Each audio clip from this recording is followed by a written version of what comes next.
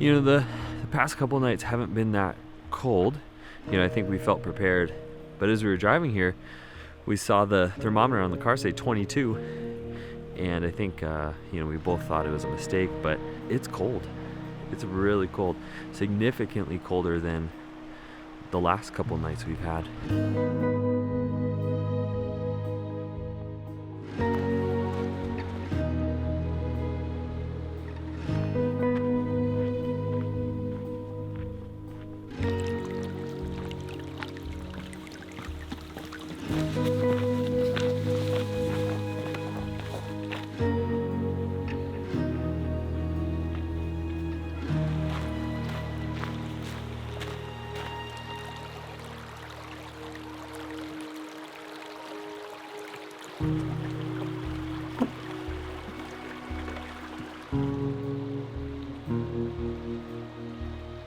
I stuck my tripod in the river to get that last shot, and the joints have frozen.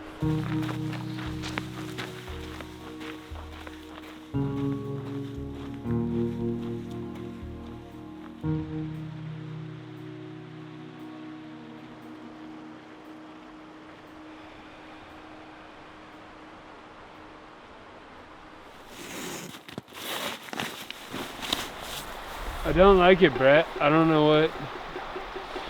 Where are you going? I don't know, but I don't like that. Whatever I just did. I'm just bored by this shot. There's a lot of bridges. I've shot a lot of bridges with a lot of streams. It's like, after a while the shot gets repetitive. So how do you make it different? Okay, when I stand up, is this going to move? Yeah, it is. No! But this is it. Hang on.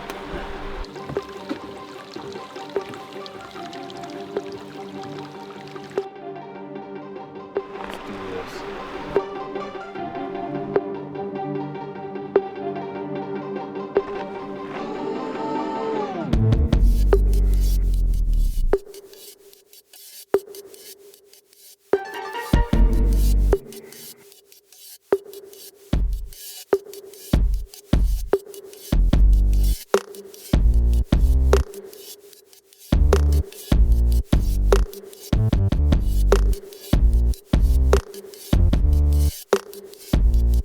You know how I was talking about how cold it was this morning?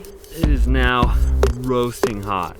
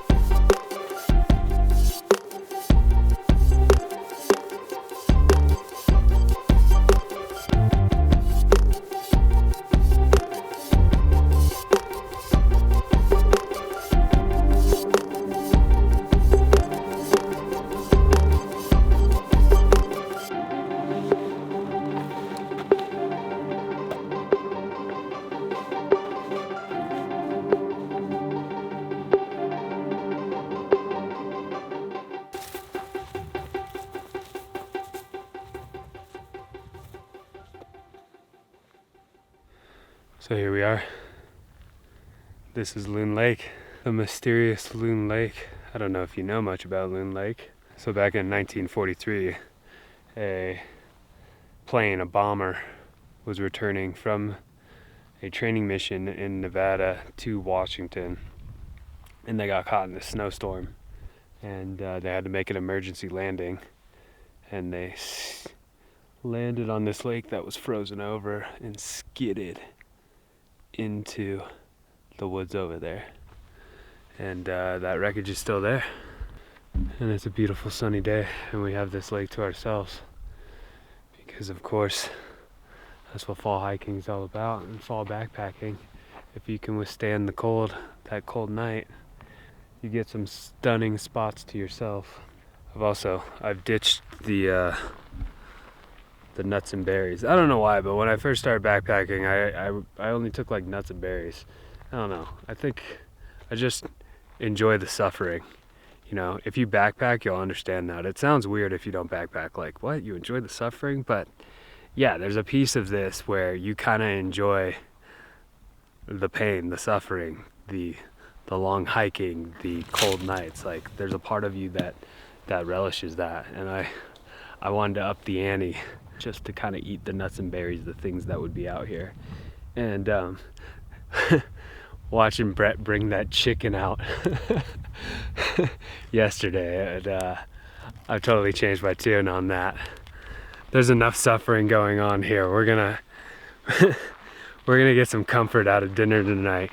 We brought steaks, and we're doing some hot rod steaks tonight, so I'm pretty stoked about that. We'll go check out the bomber, and then we'll have ourselves a nice steak dinner, right, Chef Boyardee?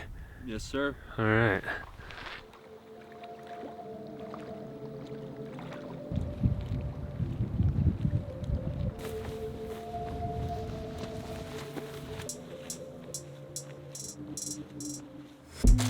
Maybe I dove too deep, following tides I could not see. I let it drag me down till I was much too far. Tied to Poseidon's bed, falling asleep upon his chest. How did I lose myself? And I can't shake the rhythm. I need to clear my head. I can't shake the feeling of my body crashing till I'm there. I caught a wave, I caused the waves to sand and those. No one can find me at the bottom. I caught a wave, I caused the waves to sand and those. No one can find me at the bottom. Have you ever heard the story of Hansel and Gretel? Hansel and Gretel walk out into the woods where they find a witch in her magic house, and they're trapped there to be devoured by the witch. That's what this feels like, walking out to this bomber. It's like you know something's out there. You just have to find it. And you're not really sure what it is.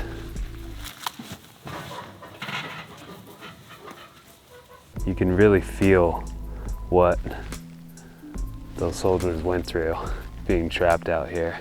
So in 1943, a B-23 Dragon bomber flying from Nevada on a training mission back home to Washington State got caught in a snowstorm and had to make an emergency landing.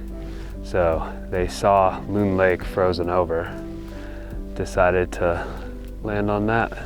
And the plane slid across the lake and into the forest, where it came to a rest without its wings. Its wings were sheared off. All 8 guys survived the crash. The most serious injury was a broken kneecap. And after a few days, 3 guys decided to hike out of here They hiked out following the Secesh River up over Lick Creek summit at 6,700 feet in elevation and down to Lake Fork Guard Station. Took them 14 days, 42 miles, but they made it, kind of surviving on chocolate and squirrels. And while they were doing that hike, the remaining 5 guys got rescued by a bush pilot who made 2 pretty incredible landings to get to them. And everyone survived. But the fuselage has remained almost 80 years.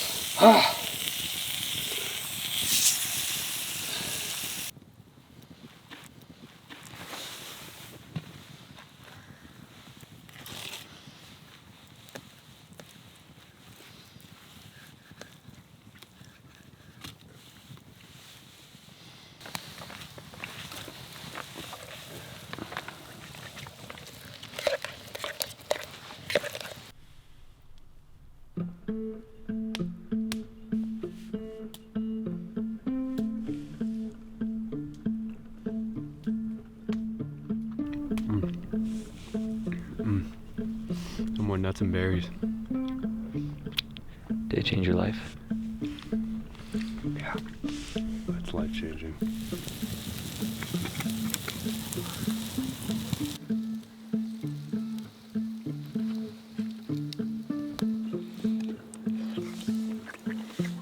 Oh, that melts. Melting in my mouth.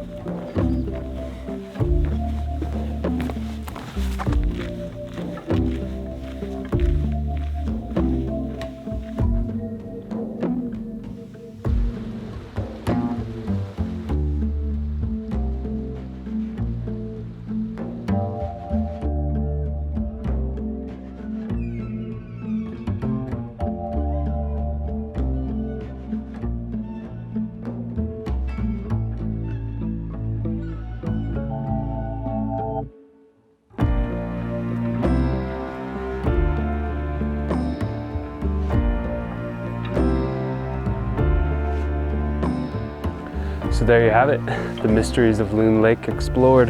What a crazy place. I think it's better to do it in the fall too, so that all these water levels are lower. That gives you access to a beach there at Loon Lake and easy stream crossings and a whole lot of solitude. Just us and the ghosts of Loon Lake. If you're wondering what fall gear we were using on this trip, it's in the description below, and thanks for watching, and we'll see you next time.